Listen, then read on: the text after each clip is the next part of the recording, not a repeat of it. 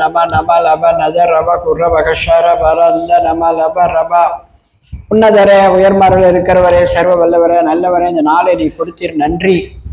இந்த ஞாயிற்றுக்கிழமையில எங்களை சபைக்கு நீ கொண்டு வந்து நிறுத்திருக்கிறீர், உமக்கு ஸ்தோத்திரம். உண்மை காணும்படி, உண்மை துதிக்கும்படி, உங்களுடைய வார்த்தைகளை கேட்கும்படி, ஜெபிக்கும்படியாய் இந்த நாளிலப்பா எங்களை நீ நடத்தி கொண்டு வந்ததுக்காக மக்கள் நன்றி ஆண்டவரே. இன்றும் கரத்தில் எங்களை ஒப்பு கொடுக்கிறோம், மறைத்து நடத்துங்க. இயேசுவின் வல்ல நாமத்தில் ஒப்பு கொடுக்கிறோம், ஜீவனுள்ள நல்ல தகப்பனே. ஆமீன், ஆமீன், ஆமீன். Thank you Lord, thank you Lord. நல்லா இருக்கீங்களா? எனக்கு எப்பவுமே நான் நல்லா இருப்பேன், இல்லைங்களா?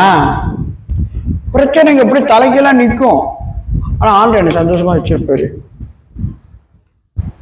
நான் அதை பற்றி நான் வந்து ஃபீல் பண்ண மாட்டேன், விட மாட்டேன் ஆண்டவர். ஏன்னா அவர் நமக்கு சந்தோஷத்தையும் சமாதானத்தையும் வைத்திருக்கிறவர். அது போல கர்த்தர் நமக்கு எப்போதும் சந்தோஷ சமாதானத்தை வைத்திருக்கிற ஆண்டவர் நம்ம நன்றி சொல்லி நாளில் இந்த வார்த்தைக்கு நம்ம கடந்து போவோம். இன்னைக்கு என்ன வார்த்தைனா, ரூத்தின் சரித்திரம். அல்லங்கய்யா, யூத்தின் சரித்திரம் எடுத்துட்டியா? ரூத்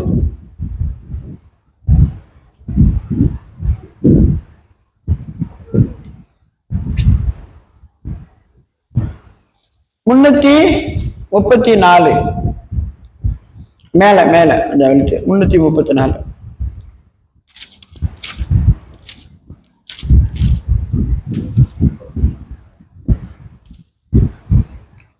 ரூத்தின் சரித்திரம் படிச்சுட்டு வாயா. முதல்ல இருந்து படிச்சுட்டு வா. இது ஃபுல் சாப்டர் நம்ம வந்து இன்னைக்கு தியானம் பண்றோம். நியாயாதிபதிகள் நியாயம் விசாரித்து வரும் நாட்களில் தேசத்திலே பஞ்சம் உண்டாயிற்று. அப்பொழுது யூதாவில் உள்ள பெத்லெகேம் ஊரானாகிய ஒரு மனுஷன் தன் மனைவியோடும் 2 குமாரோடு கூட மோவாப் தேசத்திலே போய் சஞ்சரித்தான். அந்த மனுஷனுடைய பேர் எலிமெலேக்கு, அவன் மனைவியின் பேர் நகோமி. அவனுடைய 2 குமாரில் ஒருவன் பேர் மக்லோன், மற்றொருவன் பேர் கிலியோன். யூதாவில் உள்ள பெத்லெகேம் ஊராகிய எப்பிராத்தியராகிய அவர்கள் மோவாப் தேசத்திற்கு போய் அங்கே இருந்து விட்டார்கள். நாகோமின் புருஷனாகிய எலிமெலேக்கு இறந்து போனான். அவளும் அவளுடைய 2 குமாரரும் மாத்திரம் இருந்தார்கள். இவர்கள் மோவாபியரில் பெண் கொண்டார்கள். அவர்கள் ஒருத்தி பேர் ஒர்பால், மற்றொரு பேர் ரூத். அங்கே ஏறக்குறைய 10 வருஷம் வாசம் பண்ணினார்கள். பின்பு மக்லோன், கிலியோன் என்னும் அவர்கள் இருவரும் இறந்து போனார்கள். அந்த இஸ்திரி தன் குமார இருவரையும் தன் புருஷனையும் இழந்து தனித்தவளானாள். கர்த்தர் தம்முடைய ஜனங்களை சந்தித்து அவர்களுக்கு ஆகாரம் அருளினாள் என்று அவள் மோவாப் தேசத்தில் கேள்விப்பட்டு தன் மருமக்களோடு கூட மோவாப் தேசத்தில் இருந்து திரும்பி வரும்படி எழுந்து தன் 2 மருமக்களோடு கூட தானித்திருந்த இஸ்ரத்தை விட்டு புறப்பட்டாள். யூதா தேசத்திற்கு திரும்பி போக அவர்கள் வழி நடக்கையில். ஆமேன். இருங்க, நம்ம சொல்லிக்கிறேன். இவங்க எங்க உள்ளவங்க? இந்த அபிமெலேக்கு எங்க உள்ளவரு? நகோமி எங்க வந்தாங்க? அவங்க பூர்வீகம் எது? அவங்களோட பூர்வீகம் வந்து பெத்லெகேம். முதல் வசனத்துல இருக்கு பாருங்க, பெத்லெகேம். பெத்லெகேம் வந்துங்க, அது லேசான ஒரு இடம். அது அப்பத்தின் ஊருன்னு அதுக்கு ஒரு பேர், சிறப்பு பேர். கர்த்தர் அங்க ஜனங்களை ஆசீர்வதித்து உயர்த்துவார். பெத்லெகேம். அப்போ பெத்லெகேம்ல ஒரு தடவை ஒரு பஞ்சம் வந்துருச்சுங்க. சாப்பாடு இல்லாத ஒரு பஞ்சம் வந்துருச்சு. அப்போ நம்ம வாழ்க்கையில என்ன நடந்தாலும் நம்ம என்னங்க செய்யணும்? இஷ்டத்துக்கு கிளம்பிடக்கூடாது, இல்லைங்கதான். ஆலோசனை, நான் உனக்கு ஆலோசனை தந்து உன்னை நான் வழி நடத்தணும்னா கர்த்தர் சொல்லியிருக்காரு. இவர் ஆலோசனை ஒன்றும் கேட்கல. பஞ்சம் ஆயிடுச்சு தேசத்துல, சரி வா நம்ம மோவாப் தேசத்துக்கு போலான்னு மனைவியும் 2 பையனையும் கூட்டிட்டு மோவாப் தேசத்துக்கு போயிட்டாருங்க. மோவாப் வந்துங்க, அது வந்து கர்த்தருக்கு வந்து விரோதமான ஒரு இடம்.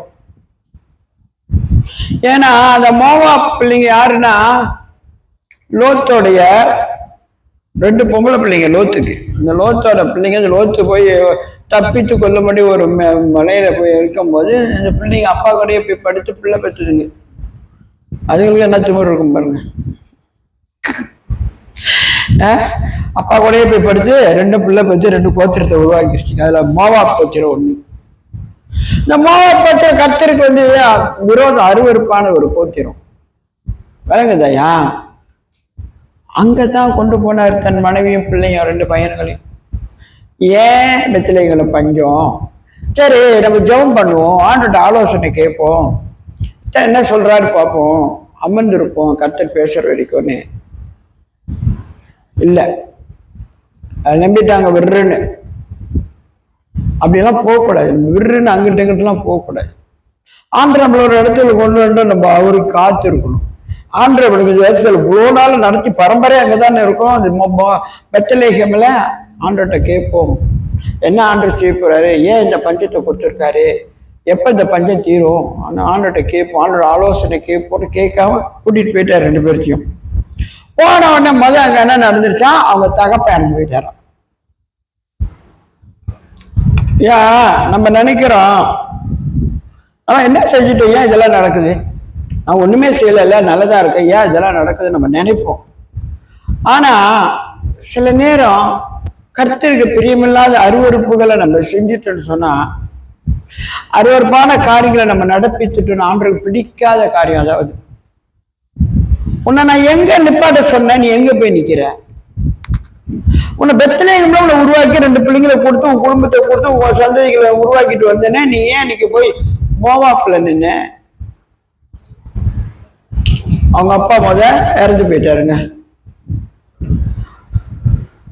பின்பு நான் 5வது வசனம், மக்லோன் கிதியோன் என்னும் அவர்கள் இருவரும் இறந்து போனார்கள். அந்த ஸ்திரீ தன் குமாரர் இருவரையும் தன் புருஷரையும் இழந்து தனித்தவளானாள். புருஷ குடும்பத்துக்கு ஒரு தலை தானே, தலை இல்லை. பிள்ளைங்க ரொம்ப ஒத்தாசை உதவி அம்மா அப்பா, 2 பிள்ளையும் இல்லை.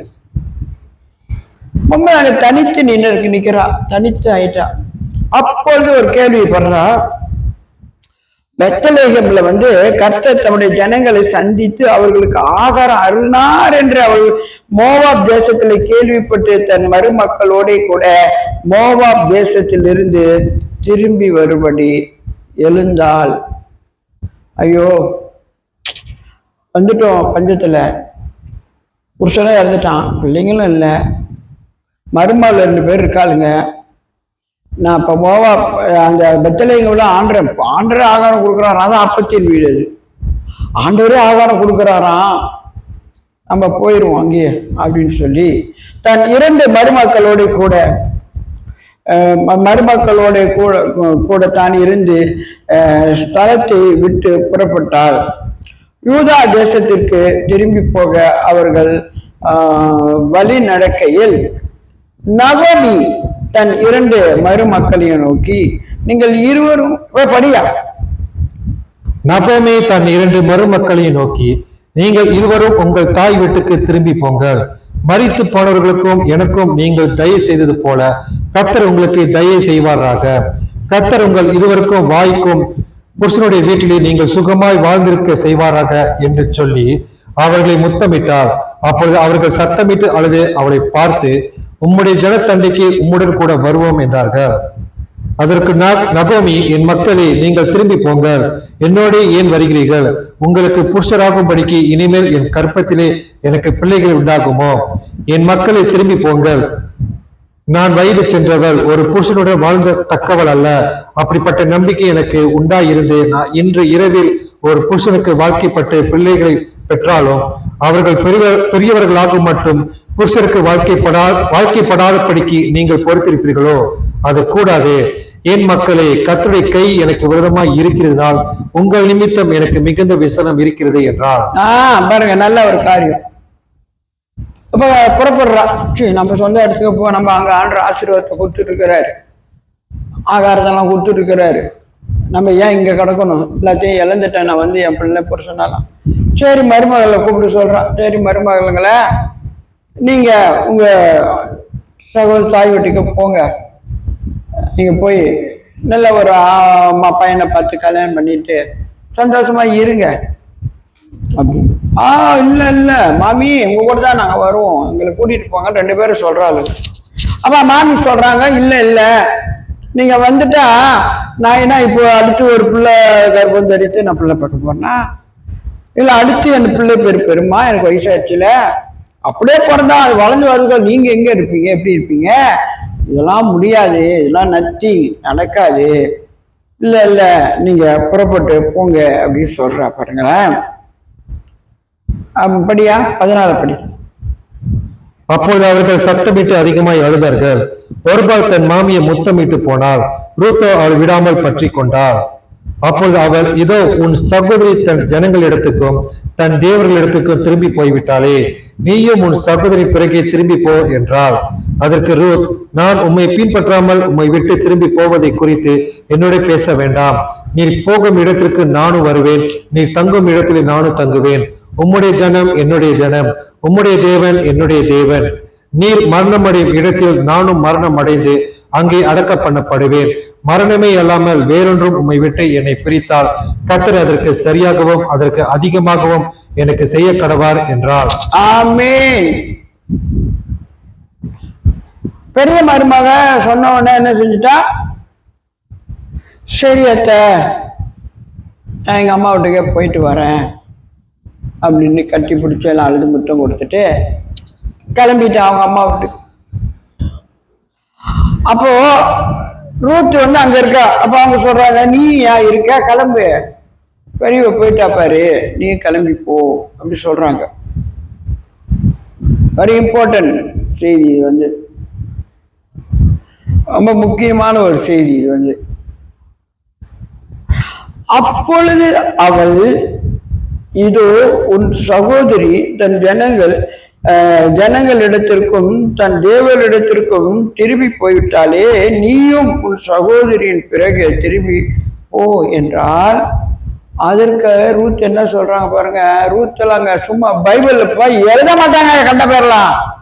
அது மாதிரி நல்லா தெரிஞ்சுக்குங்க. சரித்திரம், ரூத்துக்கு ஒரு சரித்திரம் இருக்கு தெரியுமாயா? ரூத் எல்லா பொம்பளை போல இல்ல, அவளுக்கு ஒரு சரித்திரத்தை தேவன் வைத்திருக்கார். அப்போ ரூத் சொல்றா, நான் உண்மை பின்பற்றாமல் உண்மை விட்டு திரும்பி போவதை குறித்து என்னோடு நீ பேச வேண்டாம். நான் உன்னை பின்பற்றி வராதே என்ற செய்தி நீங்க இனிமே சொல்லவே கூடாது. எப்படிங்க? இதெல்லாம் நம்ம நல்லா கவனிக்கணும்.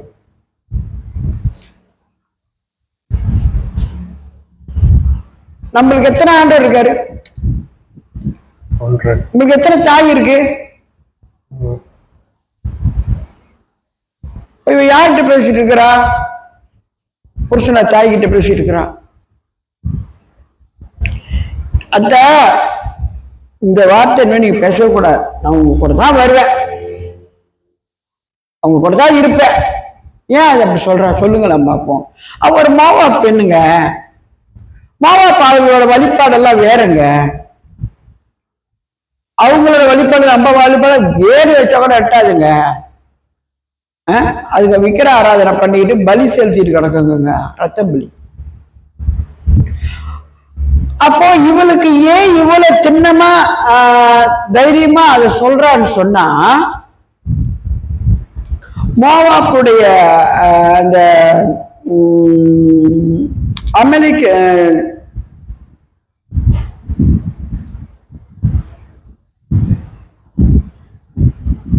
பேரு என்ன, அப்பா பேரு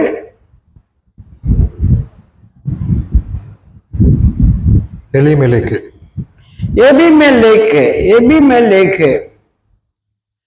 எபிமெலேக்கோட இந்த 2வது பையன், செகண்ட் சன், அவன் என்ன செய்வானா, அந்த மோவாப் தேசத்துல அவங்க தான் அங்க போயிட்டாங்களே, வேலையெல்லாம் பார்க்கணும் தானே. அப்போ இவன் வந்து கொஞ்சம் காப்பென்டர், கொஞ்சம் நல்ல இந்த வேலையெல்லாம் செய்வான் போல. அப்ப இவன் அந்த இடத்துக்கெல்லாம் போவான், கூப்பிடுவாங்க, அந்த வேலைகளுக்கு செய்யறதுக்கு கூப்பிடுவாங்க போல. இவன் அங்க போன அந்த இடத்துல வந்து ரூத்தை பார்த்துருக்கான். ரூத் வந்து எப்படின்னா தெரியுங்களா, அதான் சொன்னா அவ சரித்திரம், நாட் நம்மளை போல இல்லை. அவ பிறந்து கொஞ்ச நாள்லயே அந்த பிள்ளையெல்லாம் பலி கொடுப்பாங்க கைப்பள்ளி அவங்களோட தெய்வத்துக்கு. அப்படி பலி கொடுக்கறது அவர் ரூத்தை கொண்டு கோயில்ல விட்டுட்டாரு அவங்க அப்பா. அவங்க அவரோட சந்ததி இதுல இந்த பலி செலுத்துற இடத்துல கொண்டு போனா ரூத்தோட டைம் வந்து ரூத்தை பலி கொடுக்கறதுக்கு ஆயத்த பண்ணிட்டு எல்லாம் பார்த்தீங்கன்னா ரூத்துக்கு வந்து ஏதோ ஒரு மார்க் உடம்புல இருந்துருச்சு. மார்க்கெல்லாம் இருக்கக்கூடாது பலி செலுத்துற பிள்ளைங்களுக்கு, சுத்தமா இருக்கணும். மார்க்கை பார்த்துட்டாங்க, ஐயோ இவளுக்கு இந்த மார்க் இருக்கு, இவளை பலி செலுத்த முடியாதுன்னு அவளை அந்த கோயிலில் வேலை செய்யறதுக்கு வச்சுட்டாங்க, அவளை உதவியா இருக்கிறதுக்கு. அப்படித்தான் அவன் அங்க இருந்துட்டு அந்த கோயில்ல இருந்து வேலை செஞ்சுட்டு இருக்கும். சில டைம் இந்த ரிப்பேர் பார்க்க போகும்போது அவளை பார்க்கும்போது பேசியிருக்கான் அவர்கிட்ட, நீங்க என்ன இந்த மாதிரிலாம் தெய்வத்துக்கு பலி கொடுத்தெல்லாம் வழிபடுறீங்க, இதெல்லாம் எங்களோட தெய்வம் அப்படிலாம் செய்ய மாட்டாரு, இதெல்லாம் ரொம்ப பாவம், பிள்ளைங்கள்லாம் போய் பலி செலுத்துறதெல்லாம் உங்க ஆண்டவர் என்ன இப்படிலாம் கேட்டுட்டு இருக்காரு, இதெல்லாம் நல்ல வழி இல்லை, இதெல்லாம் கடவுளோட சத்தியம் இல்லைன்னு அவன் சத்தியம் சொல்லிட்டு இருக்கான் பாருங்க. அந்த பொம்பளைக்கு விளங்குதா? ஏதோ போனா பார்த்தா கொஞ்சம் இல்லை, அவன் ஆண்டரை குறித்து அவர்கிட்ட பேசியிருக்கான். என்ன உங்க இடத்துல இந்த மாதிரி பிள்ளைங்கெல்லாம் போய் பலி கொடுக்குறீங்க, ரத்த பலி, எங்க ஆண்டவர் இந்த பலியெல்லாம் கேட்க மாட்டாரு, எங்க ஆண்டவர் பிள்ளையெல்லாம் பலி கொடுக்க சொல்ல மாட்டாரு, சொல்லியிருக்கான் சத்தியத்தை அவளுக்கு. அப்போ அவ்வளோ அதை கேட்டு கொஞ்சம் நாள் பட அவங்க ரெண்டு பேருக்கும் ஒரு லவ் வந்துருச்சு தெரியுமா? நான் சொல்றேன்.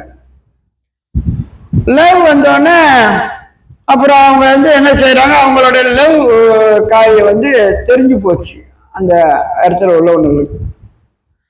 அந்த ஆலயத்து பூசாரி கிசாரெலாம் எல்லாம் இருப்பாங்கல்ல, தெரிஞ்ச உடனே என்ன பண்ணிட்டானுங்க, வந்து பையில உத கொடுத்துட்டானுங்க, செம்மையை அடி இழுத்துட்டானுங்க. வெளுத்துட்டு உடனே அவன் வீட்டில் இருக்கிறான். அப்போ என்ன செய்யறா, ரூத்து வர அவனை தேடி வரான். அந்த இடத்த விட்டெல்லாம் தேடி அவன் வீட்டுக்கு வந்துட்டான். அவங்களுக்கு ரெண்டு பேருக்கும் ஒரு திருமண காரியமும் நடந்துருச்சு. நான் எனக்கு புருஷன், நான் அவனுக்கு பொண்டாட்டின்னு எழுந்துட்டாங்க. ஆனா அவனால ஒன்றும் முடியாது, அவன் தான் எல்லாம் அடிச்சு போட்டுட்டாங்க, கொஞ்ச நாள் செத்துட்டான். விளங்குதா? ரூத்துக்கும் அவனுக்கு எந்த ஒரு அதாவது மானசிக என்ன சொல்லுவாங்க, செக்ஸ்லாம் இல்லை, அவன் தான் அடிபட்டு கிடக்குறான, செத்து போயிட்டானா. இப்ப ரூத்து திரும்ப அங்க போனாலும் விடுவாங்களா அந்த இடத்துல? அவளை வச்சு வாங்கி விட்டுற மாட்டாங்க, நல்லா விடுவா. மாட்டிக்கிட்டாலும் அங்க போய் இவங்க மாமியா வீட்டுல இருக்கிற மாதிரி இருக்கிறா, இவங்க கிளம்புறாங்க ஊருக்கு. அவன் சொல்றா, பெரியவ போயிட்டா ரூத்தே, நீயும் போ, நீயும் உங்க சொந்த வீட்டுக்கு போ. அவ சொல்றா, பாருங்க அத்தா, இந்த பேச்சு பேசாதீங்க, நான் இனிமே இங்க இருக்க முடியாது, நீங்க போயிட்டீங்கன்னா உங்க கூட தான் வருவேன். அதான் அந்த வார்த்தையை சொல்றா, தெரியுமா? அதற்கு நான் உண்மை பின்பற்றாமல் உண்மை விட்டு திரும்பி போவதை குறித்து, அதை ஏன் அந்த அத்தையை பின்பற்றாள்னா, இன்னொன்னு சத்தியத்தை அவள் தெரிஞ்சு கொண்டா. விளங்குதா? ரூத்து மாதிரி இருந்தா சுவாசம் இருந்திருக்க மாட்டாவ, அவன் மாவாக்காரியாச்ச. நல்ல வேலை அவன் சத்தியத்தையும் அவளுக்கு நல்லா தெரிய வச்சுட்டான். சூழ்நிலை வீட்டுக்கு வேற வந்துட்டா. இப்ப அவங்க வேற கிளம்புறேன்றாங்க, அங்க பெத்தலே போறேன், அங்க சாப்பாடுலாம் வருதான் கிடைக்குதான், நான் அங்கேயே போறேன், இங்கெல்லாம் போங்க. ஐயோ என்ன விட்டுறாதீங்க, நான் உங்க கூட தான் வருவேன், நான் உங்களை விட்டு எங்கேயும் போக மாட்டேன், அத்தை என்னை கூட்டிட்டு போயிருங்க. இந்த வார்த்தை இனிமே நீங்க பேசவே கூடாது, ஏன்னா எனக்கு நோ சாய்ஸ், இனிமேல் அங்க இருக்க மாட்டேன், சத்தியத்தையும் தெரிஞ்சுக்கொண்டேன், உங்களோட இனத்துக்கு நான் வருவேன், உங்க தெய்வத்தை நான் பின்பற்றுவேன், உங்க இடம் தான் என்னோட இடம். சொல்றா பாருங்க, இதுல படிச்சுட்டு வையா. அவள் தன்னோட கூட வர மன உறுதியா இருக்கிறதை கண்டு அப்புறம் அதை குறித்து அவளோடு ஒன்றும் பேசவில்லை. அப்படி இருவரும் பெத்லகேம் மட்டும் நடந்து போனார்கள். அவர்கள் பெத்லகேமுக்கு வந்த போது ஊரார் எல்லாரும் அவர்களை குறித்து ஆச்சரியப்பட்டு, இவள் நகோமியோ என்று பேசிக் கொண்டார்கள். அதற்கு அவள், நீங்கள் என்னை நகோமி என்று சொல்லாமல் மாறாள் என்று சொல்லுங்கள், சர்வ வல்லவர் எனக்கு மிகுந்த கசப்பை கட்டளையிட்டார். ஆமென். ஏங்க இப்ப இந்த 16 நான் 2வது படிக்கிறேன். சொல்ற இந்த காரியத்தை குறித்து திரும்ப என்கிட்ட பேசவே பேசுறாதீங்க, என்னோட பேச வேண்டாம். நீ போகும் இடத்திற்கு நானும் வருவேன். நீ எங்க போனாலும் என்னை கூட்டிட்டு போயிரு, நான் இங்க இருக்க மாட்டேன். உங்களை தான் நான் பின்பற்றுவேன், அவங்க கூடயே வரேன். அடுத்து சொல்றான், நீ தங்கும் இடத்துல நானும் தங்குவேன். ரொம்ப ஒரு ஒபே பார்த்தீங்களா? இப்ப இன்னைக்கு இந்த சூழ்நிலை ஒரு தாய் பிள்ளைங்க, ஒரு குடும்பம், ஒரு குடும்பத்துல கூடங்க இவ்வளவு சிநேகத்தை பார்க்க முடியாதுங்க, இந்த அன்பை பார்க்க முடியாதுங்க.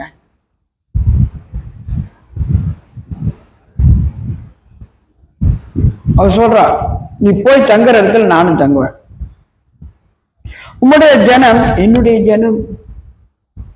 என்ன சொல்றா பாருங்க, யாருங்க இவ?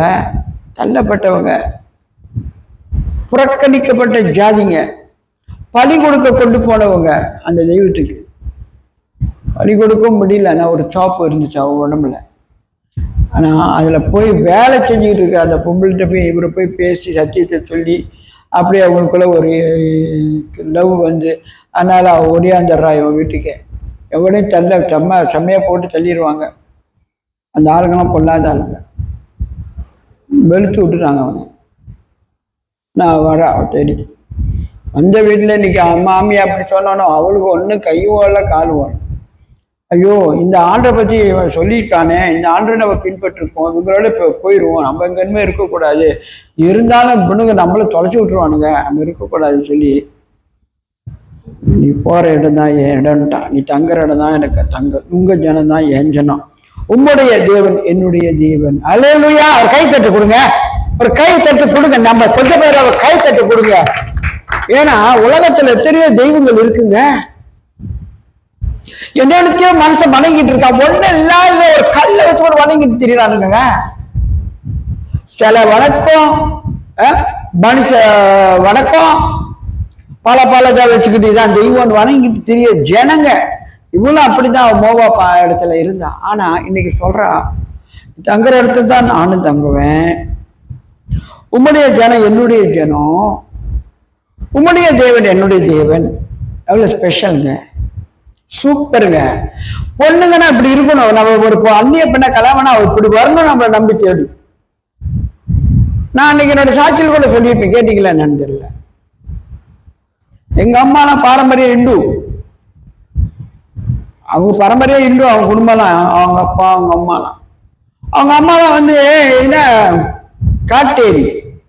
காட்டேரின்னு ஒரு பேய் இருக்குமா, அது தெய்வம் கும்பிடுவாங்களாம் அவங்க அம்மா.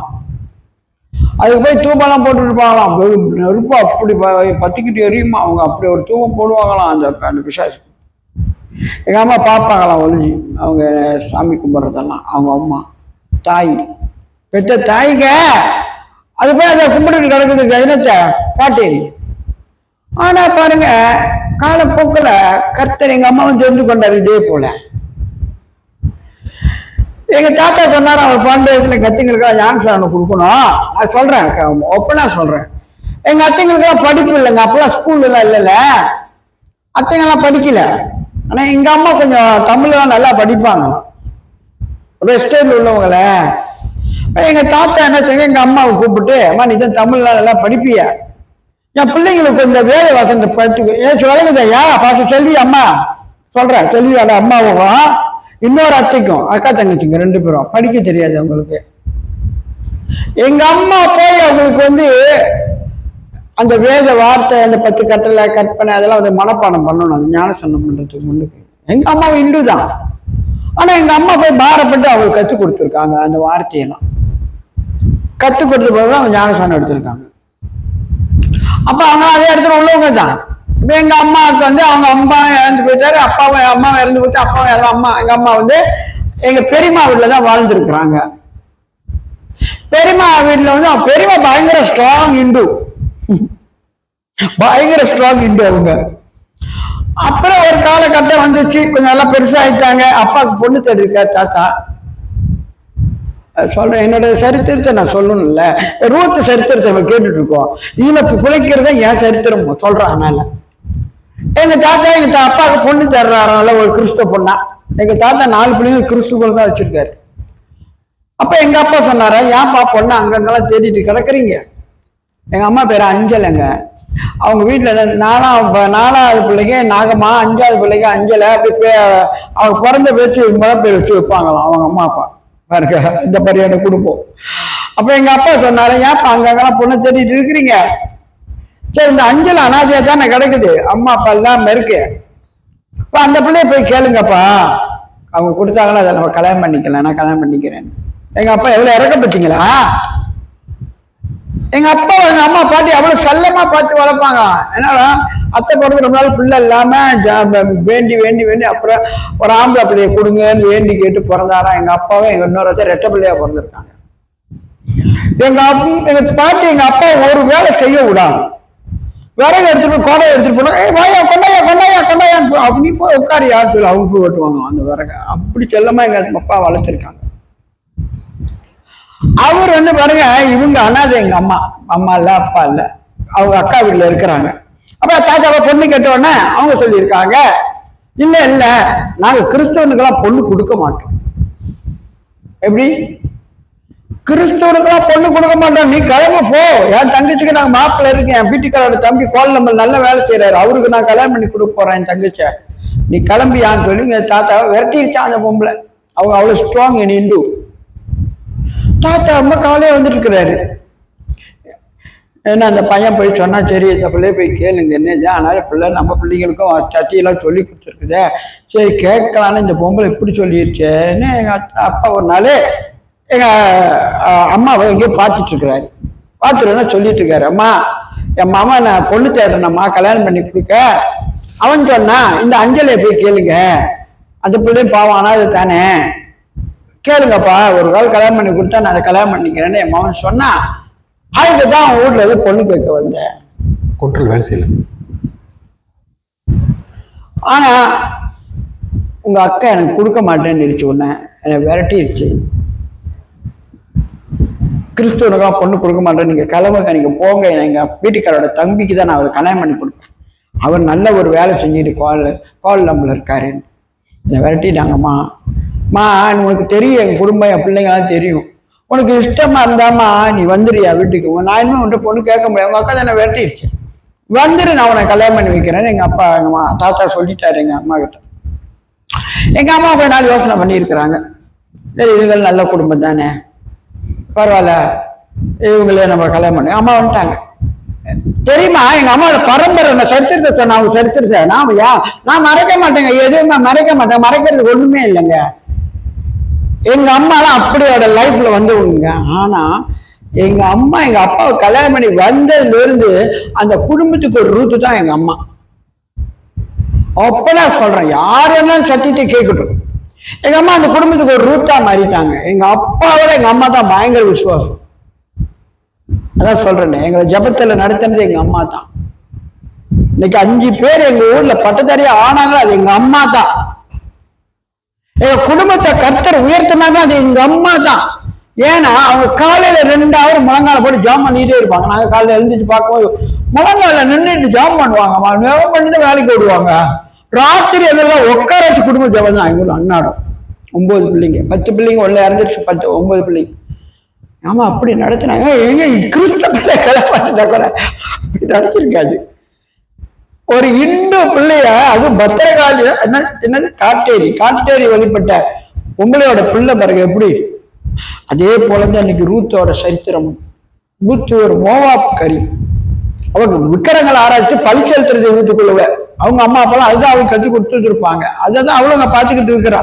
ஆனா இவன் சத்தியத்தை சொன்னான்னு அவ கேட்டுட்டா. பார்த்தீங்களா? கேட்டு இன்னைக்கு இவ கூடயே நான் கிளம்பி வரேன், நீங்க இருக்கிற இடம் தான் என் இடம், உங்க ஜனம் தான் என் ஜனம், உங்க தெய்வம் தான் என் தெய்வம்ட்டு சரண்டு அடிச்சுட்டாங்க அந்த பொம்பளை அவர்கிட்ட. அப்படி கீழே என்ன வேணும், கீழே வசந்த படியா 17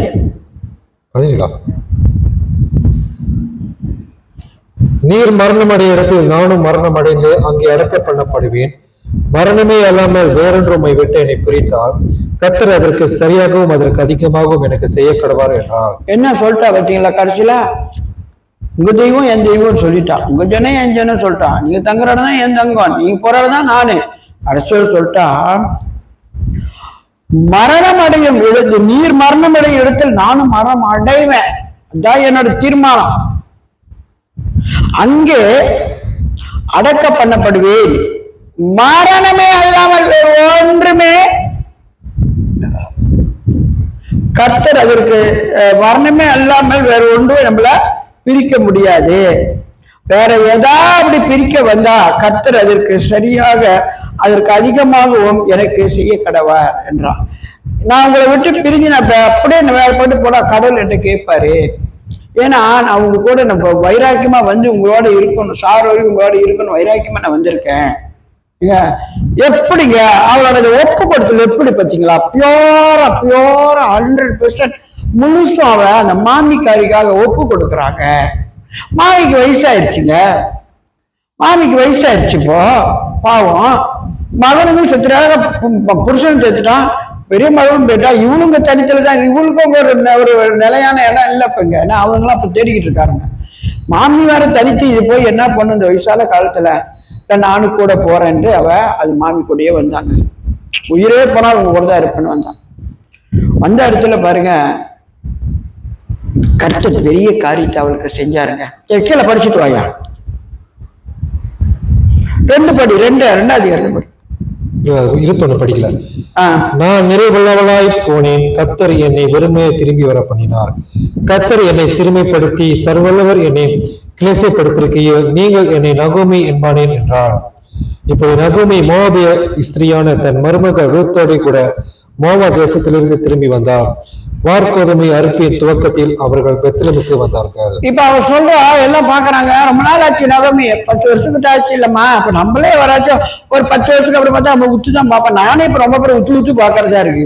சின்ன பிள்ளைல பார்த்ததெல்லாம் இப்ப பெருசா இருக்குது. இவனா யார் வீட்டு பிள்ளை யார் வீட்டு பிள்ளைன்னு கேட்கறதா இருக்கு. இப்ப 10 வருஷம் சென்று வந்து 10-12 வருஷம் சென்று வந்திருக்காங்க சொந்த ஊருக்கு. எல்லாம் யாரு நகோமி மாதிரி இருக்கு, நகோமியாதுன்னு அவங்க கேட்கறாங்க. சொல்றாங்க, ஏன் என்ன நகோமின்னு கூப்பிடுறேன்? நான் செல்வாக்கா இங்க இருந்தேன், நான் பஞ்சம் வந்தனால எல்லாத்தையும் அள்ளி கட்டி நான் அங்க போனேன். இப்ப ஒரு பெருமையா நான் வந்திருக்கேன். ஏன்னா நகோமின்னு கூப்பிடாதீங்க, மாறான்னு கூப்பிடுங்க. அல்லேலூயா. எப்படி கூப்பிட சொல்றா? மாறானா என்னது? கசப்பு. மாறானா என்ன? கசப்பான வாழ்க்கை. நான் கசந்து கிடக்கிறேன், என்கிட்ட இருந்தது எல்லாத்தையும் இழந்து வந்திருக்கிறேன். I'm nothing anything. நான் வந்து மாறா என்ன கூப்பிடுங்க அப்படின்றான். இப்படி நகோமி மோவாபியர் ஸ்திரியான தன் மருமகள் ரூத்தோட கூட மோவாப் தேசத்திலிருந்து திரும்பி வந்தால் வார்கோதுமை அறுப்பின் துவக்கத்திலே அவர்கள் பெத்லெமுக்கு வந்தார். அந்த வார்கோதுமை அறுக்கிற தருணத்துல வந்திருக்காங்கம்மா. பயங்கர டைம் அது, வந்து அறுப்பு இருக்கிற டைம்ல வந்திருக்கிறாங்க. ரெண்டாவதுபடியா நகோமிக்கு அவருடைய புருஷனாகிய எலிமெலேக்கின் உறவின் முறையில் போவாஸ் என்னும் பேருள்ள மிகுந்த ஆஸ்திகனாகிய இனத்தால் ஒருவன் இருந்தான். மோவாபி ஸ்திரியான ரூத் என்பவர் நகோமியை பார்த்து, நான் வயவழிக்கு போய் யாருடைய கண்களில் எனக்கு தயை கிடைக்குமோ அவர் பிறகே கதிர்களை பொறுக்கி கொண்டு வருகிறேன் என்றால், அதற்கு இவள், என் மகளே போ என்றாள். இப்போ வந்து அறுப்பு இருக்கிற காலம், இவங்களுக்கு சாப்பாடு வேற வேணுமல்ல, தூரம் நடந்து வேற வந்திருக்காங்க என்ன பண்றேன்னு அந்த பெத்லெமுக்கு. அப்ப இவ சொல்றா, சரி நான் போய் அறுப்பா இருக்கிற டைமா இருக்கு, என் கண்கள்ல யாருக்கு தயவு கிடைக்குதோ அவங்க அறுப்புல போய் நான் போய் கொஞ்சம் பொறுக்கிட்டு வரேன் கதிர்களை அப்படின்ட்டு போறான். அதுக்கு அவங்க மாமி சொல்லு, சரி போயிட்டு வா மகளே அப்படின்னு. அப்போ அந்த இடத்துல ஒரு ஆள் இருக்கிறான், போவாஸ்னு ஒரு ஆளு. அவன் யாருக்கு சொந்தக்காரனா? எலிமேலுக்கு சொந்தக்கார, உறவுக்காரன்.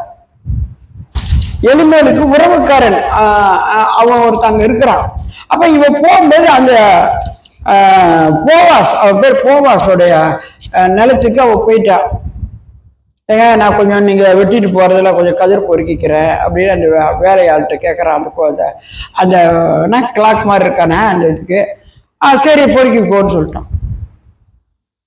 அப்ப இவன் இந்த கதிர்கள் எல்லாம் பொறுக்கி எடுத்து வச்சிருக்கிறான். போவாஸ் வர்றாரு அந்த நிலத்தை பார்க்கறதுக்கு. நிலத்தை பார்க்க வரும்போது அவளை பார்த்துட்டாரு.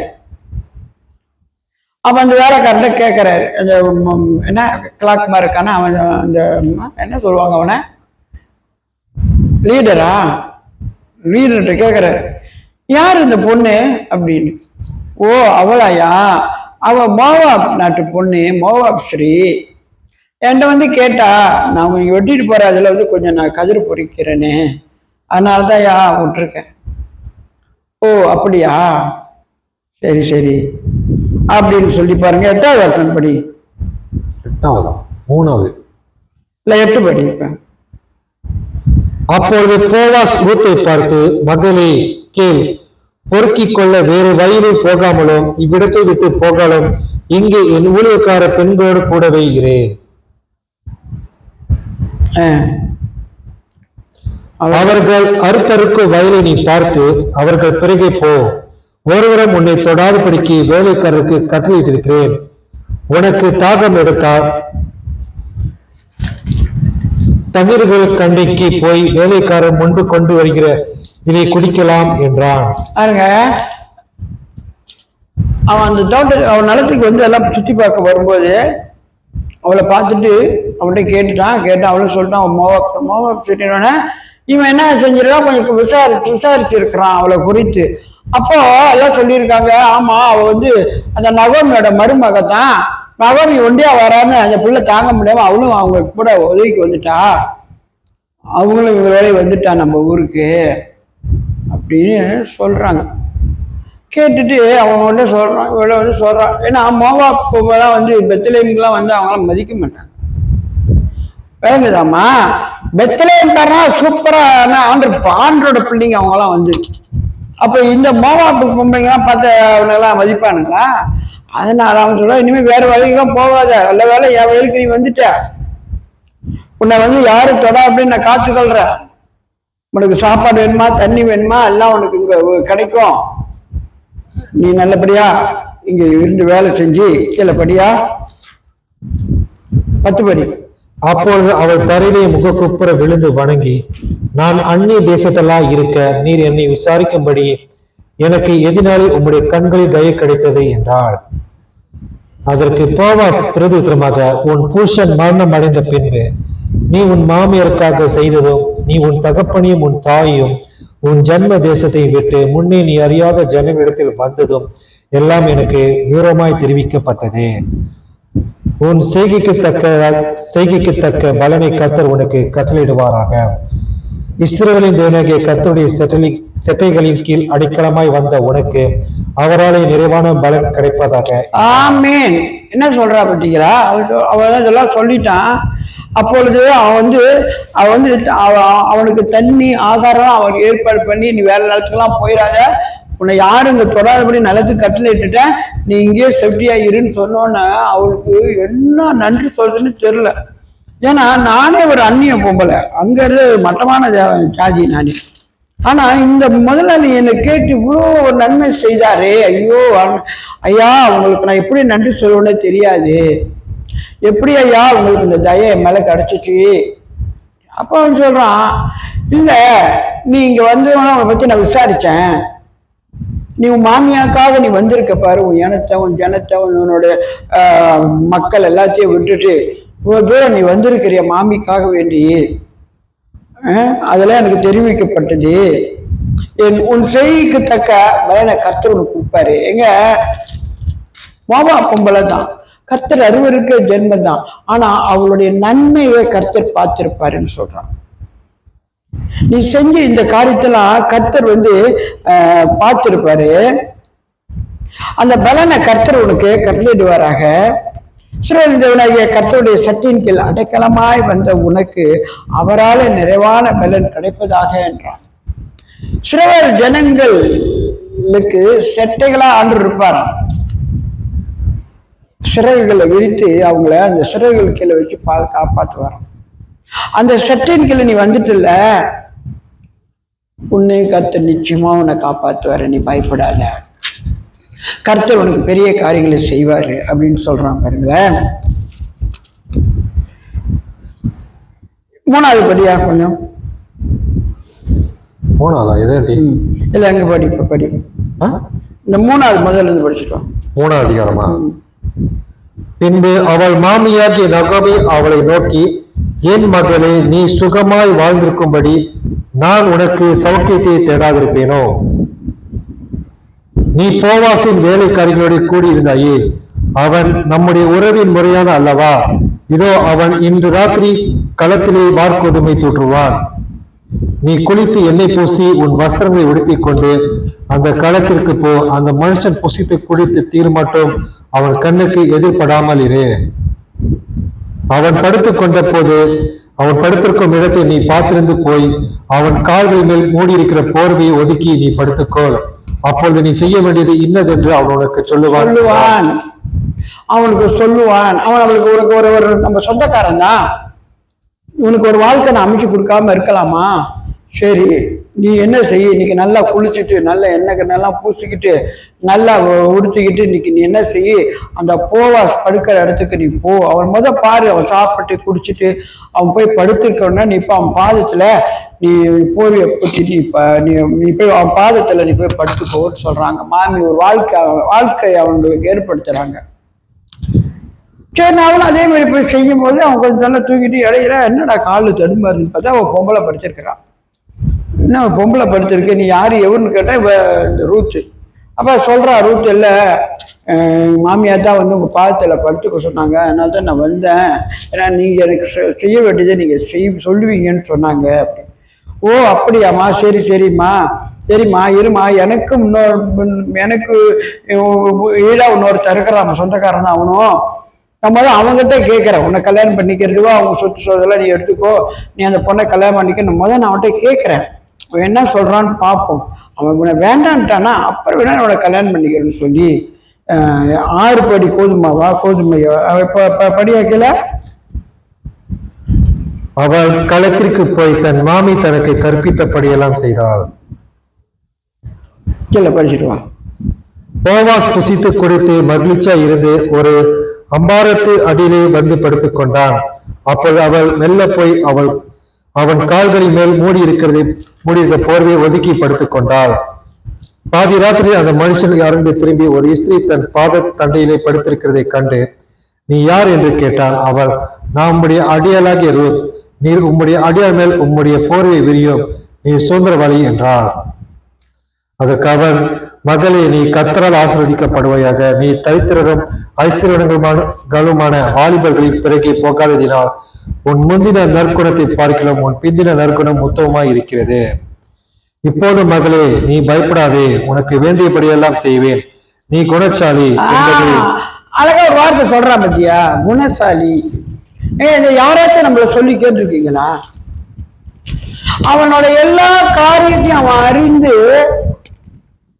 இந்த பொம்பளை ஒரு நல்ல ஒரு பெண்ணு, இவ பாரு புருஷன் இறந்துட்டான், அவளோட வாழவும் இல்லை, ஆனாலும் அவங்க குடும்பத்தை அவங்க சொந்த பந்தம் எல்லாம் விட்டா உரம் எல்லாம் விட்டுவிட்டு இந்த மாமிக்காக வந்தா, மாமி சொல்றதெல்லாம் கேட்டு கீழ்படியுது.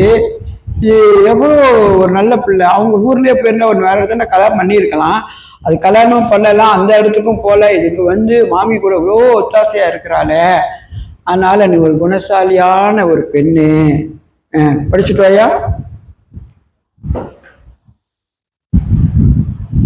நீ குணசாலி என்பதை என் ஜனமாகிய ஊரார் எல்லாரும் அறிவார்கள். நான் சுதந்திரவாளி என்பதை மெய்தான், ஆனாலும் என்னிலும் கிட்டின சுதந்திரவாளி ஒருவன் இருக்கிறான். ராத்திரிக்கு தங்கியிரு, நாளைக்கு அவன் உன்னை சுதந்திர முறையாய் வாக பண்ண சம்மதித்தால் நல்லது. அவன் வாக பண்ணட்டும். அவன் உன்னை வாக பண்ண மனதில்லாதிருந்தான் ஆகியில் நான் உன்னை சுதந்திர முறையாய் வாக பண்ணுவேன் என்று கர்த்தருடைய ஜீவனை கொண்டு ஆணையிடுகிறேன்.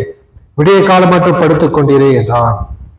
அவள் விடிய காலம் மட்டும் அவன் பாதத்தண்டையில் படுத்திருந்து களத்தில் ஒரு இஸ்திரி வந்ததாக ஒருவருக்கும் தெரிவிக்க வேண்டாம் என்று அவன் சொல்லியிருந்தபடியால் ஒருவர் முகம் ஒருவருக்கு தெரியாததற்கு முன்னே எழுந்திருந்தாள். அவன் அவளை நோக்கி, நீ போத்துக் கொண்டிருக்கிற போர்வை விரித்து பிடி என்றான். அவள் அதை பிடித்த போது அவன் அதில் 6 படி வார்கோதுமை அளந்து போட்டு அவள் மேல் தூக்கி விட்டு 6 படி வார்கோதுமை இந்த பொம்பளைக்கு கொடுத்து, நீ இங்கே வந்து தங்கினதை யார்ட்டையும் சொல்லிடாத, மக்கள்லாம் வேற மாதிரி பேசிடுவாங்க. இந்த 6 படி வார்கோதுமை எடுத்துக்கிட்டு நீ போ, நாளைக்கு நான் அவனை பார்த்து முதல் பேசிடுறான் உனக்கு திருமண காரியத்தை. அவன் உன்னை திருமணம் பண்ணட்டும், அப்படி அவன் பண்ணாண்டின்னு அவன் நான் உன்னை திருமணம் பண்ணிக்கிறேன்னு சொல்லி அவளை அனுப்பி விட்டுட்டான் பாருங்க. இருட்டோட நம்ம ஆளுங்க முகம் பார்க்காத அளவுக்கு அவளை அனுப்பி விட்டான். ஒரு பாட்டு கூட இருக்கு தெரியுமா? ஏன் சொல் படி, தெரியுமா கவின்? தெரியுமா? போவாஸ் போவாஸ் உன் போர்வையால் என்னை மூடுமையா, அந்த பாட்டு இவனோட இந்த சரித்திரத்தோட பாட்டு தான். ஏசையா ஏசையா, நீங்க தான் எங்களுக்கு இப்போ போவாஸ், அந்த ஸ்தானத்தில் நீங்க தான் எங்களுக்கு அந்த இயேசு. உங்க போர்வையினால் எங்களை மூடுங்க, மறைத்துக் கொள்ளுங்க, எங்களை நடத்துங்க. ஸ்பெஷலுங்க. இந்த ரூத் வந்துங்க சரித்திரம் படைத்தவங்க. அவர் சொல்றான், குணசாலியான பெண்ணு, நீ நல்ல பெண்ணு, உன் ஊரை விட்டு நீ வந்திருக்க பாரு, சொந்த மதெல்லாம் அங்கே எவ்வளோ இருந்திருப்பாங்களே, வேற ஆம்பளை ஏதோ கல்யாணம் பண்ணி அங்கே வாழ்ந்துருக்கலாமே, அதெல்லாம் விட்டுட்டு மாமிக்காக நீ வந்தியே, ஸ்பெஷல் லேடின்றான். அப்புறம் பாருங்க, அடுத்தது அவனை பார்ப்பான் பாருங்க, 4வது படி.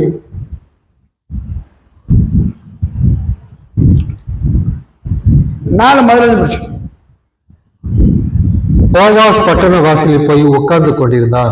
அப்பொழுது போவாஸ் சொல்லி இருந்த அந்த சுதந்திர வழி அந்த வழியே வந்தான். அவனை நோக்கி, ஓய் நீ என்று பேர் சொல்லி கூப்பிட்டு, இங்கே வந்து சற்று உட்காரும் என்றான். அவன் வந்து உட்கார்ந்தான். அப்பொழுது அவன் பட்டணத்தை மூப்பரானவர்களில் 10 பேரை அழைத்து, இங்கே உட்காருங்கள் என்றான். அவர்களும் உட்கார்ந்தார்கள்.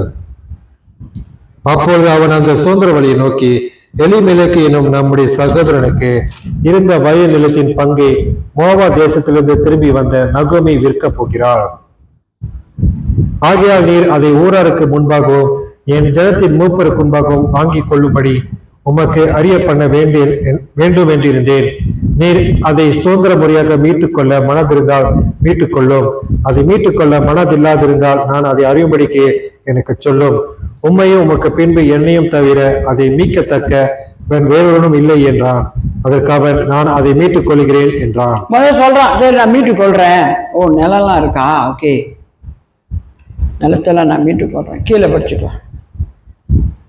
அப்பொழுது போவாஸ், நீர் நகோமியின் கையிலே அந்த வயல் நிலத்தை வாங்குகிற நாளிலே மரித்தவனுடைய சுதந்திரத்தில் அவன் பெயரை நிலைநிற்க பண்ணும்படிக்கு அதை மரித்தவன் மனைவியாகிய மோவாபிய ஸ்திரியான ரூத் கையிலோ வாங்க வேண்டியது என்றான். அப்பொழுது அந்த சுதந்திர வழி, நான் என் சுதந்திரத்தை கெடுக்காதபடிக்கு நான் அதை மீட்டுக் கொள்ள மாட்டேன், நான் மீட்கத்தக்கதை நீர் மீட்டுக் கொள்ளும், நான் அதை மீட்டுக் கொள்ள மாட்டேன் என்றான். அவன் சொல்றான், என் ஆசீர்வாதத்தை குறைத்து போடுற அந்த பொம்பளையை நான் எடுக்க மாட்டேன், பரவாயில்ல, எளிமை சொந்தமான எது எனக்கு வேண்டாம், இந்த பொம்பளை இல்லாம நல்லா வாங்குறதா நான் வாங்கிக்குவேன், நம்ம எடுத்துக்கிறாத. ஆனா இவனை வேணா மோவாப்பு வரி, இவன் சாபம் பிடிச்சுவ, இவன் அக்கறம் பிடிச்சுவ, இவளை நான் கூட என் வாழ்க்கை வீணா போயிடும், வேண்டவே வேணாம், ஒண்ணு வேணாம், யாரும் எடுத்துக்கிட்டோம். அப்ப கீழே படியா 8 படி.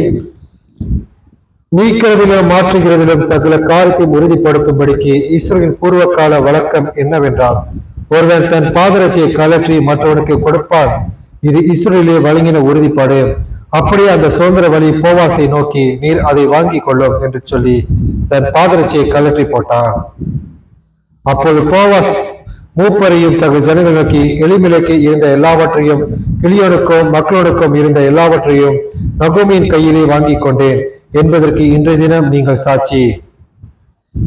இதுவும் அல்லாமல் மரித்தனுடைய சகோதரருக்குள்ளும் ஊராருக்குள்ளும் அவனுடைய பேர் அற்று போகாமல் மரித்தனுடைய சுதந்திரத்திலே அவன் பேரை நிலைநிறுத்த நான் மக்களின் மனைவியா இருந்த மோவாபி ஸ்திரியான ரூத்தை எனக்கு மனைவியாக கொண்டேன், அதற்கு இன்றைய தினம் நீங்கள் சாட்சி என்றார். சொல்லிட்டா பாத்தீங்களா? ஏன்னா அந்த முறைப்படி நம்ம போகணும். அவனுக்கு முறை இருக்கு, அவன் என்ன சொல்றான் பார்ப்போம். அவன் என்ன சொல்றான், எல்லாம் வேணும், ஆனா ரூத்து மட்டும் எனக்கு வேணாம், அவன் மோவாப்காரி, அந்த சாபை இறக்க வேணாம். அப்போ என்ன, ஓகே பரவாயில்ல, இப்படி சொல்லிட்டல, ஓகே, அந்த பாதத்தில் போட்ட அந்த இதை கிட்ட கழட்டி கொடுத்துரு, அதை வந்து அவங்களுக்கு அந்த இது வேணான்னா அவங்க அந்த பாதப்படியில் இருக்க பாதரைச்சு அவங்க கழட்டி கொடுத்துடணும். கழட்டி கொடுத்துட்டாங்க, வேணாம் சரி பார்த்துப்போம். அப்புறம் போவாஸ் என்ன செய்கிறாரு, எல்லாத்தையும் எடுத்துக்கொண்டு எல்லாரையும் கூப்பிட்டு நகோமிக்கு உண்டான எல்லாத்தையும் நான் பெற்றுக்கொண்டேன். அவங்க கொண்டு வந்து அவங்க மருமகள் ஆகிய இந்த ரூத்தையும் நான் மனைவியாக ஏற்றுக்கொண்டேன். இதுக்கெல்லாம் நீங்கள் சாட்சி. எப்படி? இதுக்கெல்லாம் நீங்கள் சாட்சி, நான் மனைவியை அவளை ஏற்றுக்கொண்டேன்னு சொல்லி ஒப்பு கொடுத்துட்டான். அவளை தன் மனைவி ஆக்கிட்டான். மனைவி ஆக்கிறோன்னு அவங்க 2 பேரும் சந்தோஷமா களி கூர்ந்து அவங்க வாழ்க்கை நடத்தும் போது அவங்களுக்கு ஒரு பிள்ளையும் பிறந்துச்சு. 13 படியா.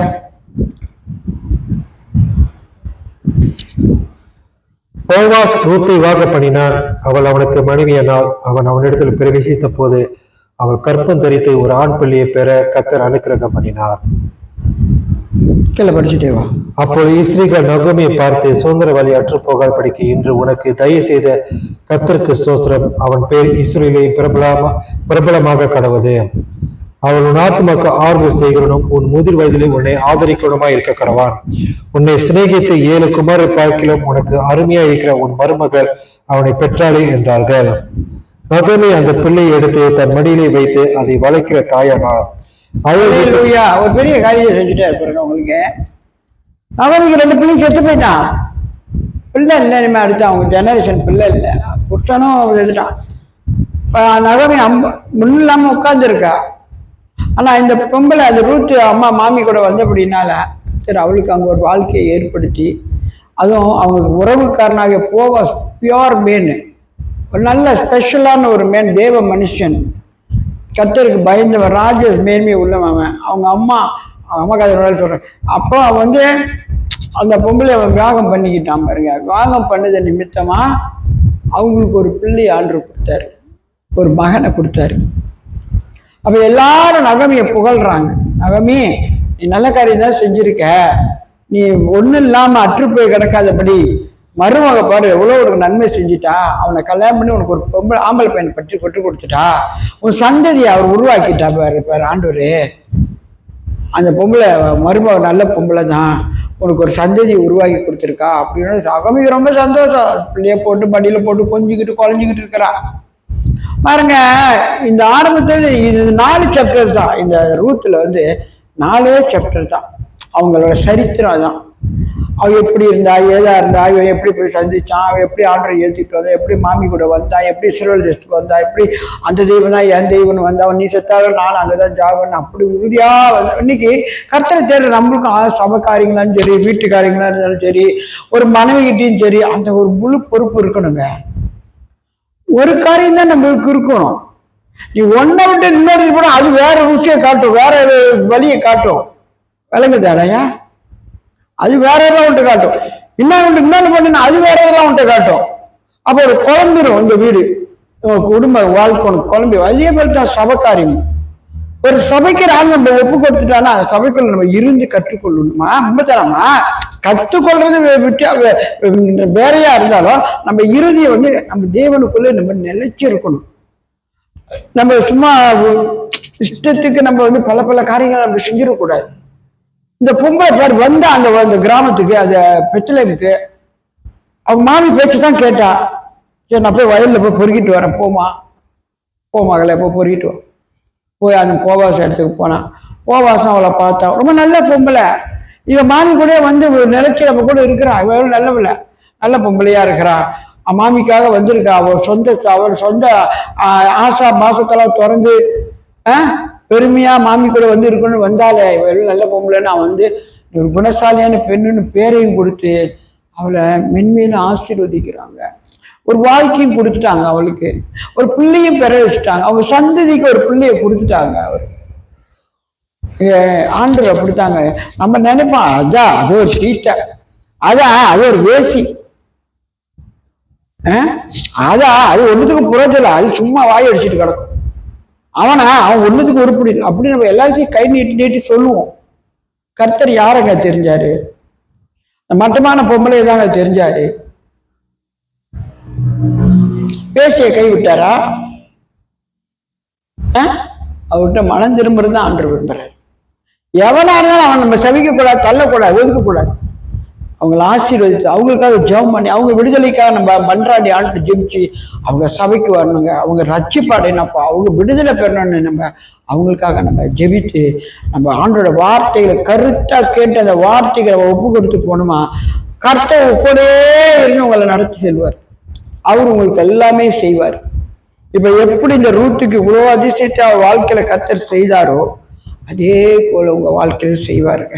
என் ஆண்டவர் பொய்க்கார் இல்லைங்க, அவர் ஜீவிக்கிறாருங்க, கல்லோ சிலையே இல்லைங்க. அவர் சுவாசம் பண்ற ஒரு ஆவியானவர் ஜீவிக்கிறார். அப்போ அவரோட எல்லாமே அவருக்கு தெரியும்.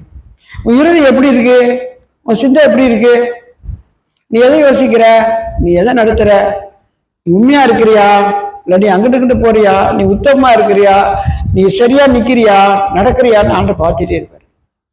சத்தியத்தை நம்ம கேட்கறதுக்கு நம்ம செவி தான் நம்மளுக்கு ரொம்ப முக்கியம். அந்த இருதயத்தை அந்த வார்த்தையை வச்சுக்கிட்டு நம்ம கடந்து போகணும். அத்தனை பெரிய காரியங்களை செய்வாருங்க.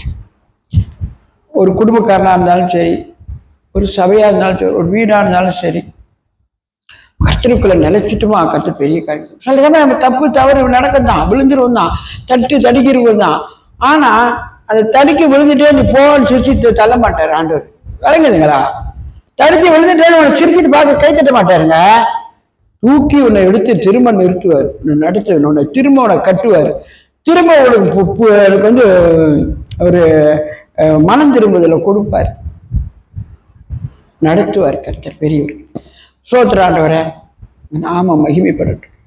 நேற்றும் என்றும் என்றும் மாறாதவர், நல்லவர், வல்லவர். சத்தியத்தை அறியுங்க, சத்தியம் தான் உங்களை விடுதலாக்குன்னு சொல்லி ஐயா அந்த ரூத்தோட சத்தி ஒரு சரித்திரம் போட்டிருக்கீங்க. அவள் எப்படியாப்பட்ட ஒரு பெண்ணு, ஒதுக்கப்பட்டவர், சிறுவல் ஜனங்க முன்னால் அருவருக்கப்பட்டவர், சிறுவல் ஜனங்களாம் அவர் மிதிச்சு போட்டுருவாங்க, அப்படியாப்பட்ட ஒரு ஜாதி.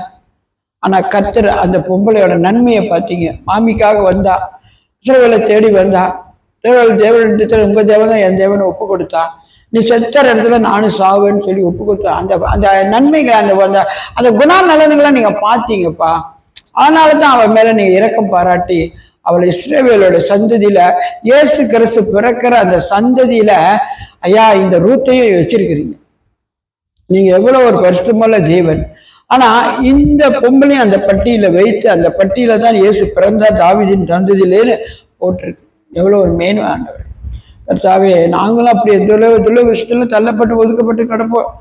எங்களை எல்லாரும் மதிக்காம கூட போயிடா இருக்கலாம். ஆனா நாங்க உங்க பிள்ளைங்கப்பா, நீங்க எங்களை மறக்க மாட்டீங்கப்பா, எங்களுக்கு கைவிட மாட்டீங்க, எங்களை தூக்கி எடுத்து நிறுத்துவீங்கப்பா. உங்க கரத்துல நாளில் எங்களை தாழ்த்தி ஒப்பு கொடுக்கிறோம். பரிசுத்த ஆவியானவர் பொறுப்படுத்தி வழி நடத்தி தாரும். இயேசுவின் வல்ல நாமத்துல ஒப்பு கொடுத்து வேண்டி ஜெபிக்கிறேன் ஜீவனுள்ள நல்ல தகப்பனே. ஆமீன், ஆமீன், ஆமீன். Thank you Lord, thank you Lord.